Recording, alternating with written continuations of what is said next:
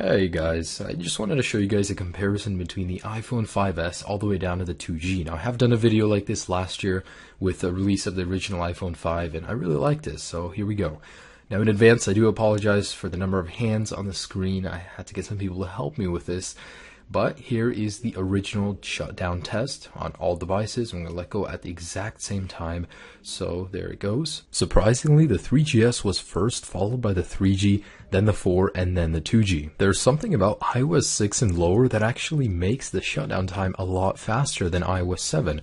Although all devices on iOS 7 shut down at the exact same time, which makes me think, what did they change? And in a second here, they should all be turning off at the exact same time. Now, while performing the boot up test, I just want to let you guys know it's important to notice that from the 5S and to the 2G, there's a massive difference in processing power and RAM, obviously.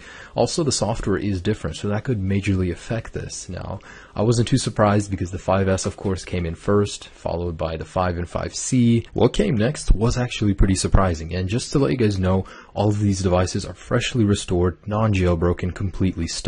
So the 5C and 5 was followed by the 4S, and surprisingly the 2G came before the iPhone 4, then the 3GS, then the iPhone 4, and then the iPhone 3G at long last. That was actually really surprising for me to see because these are all running the latest firmwares, and the 2G is obviously not as powerful as the 4.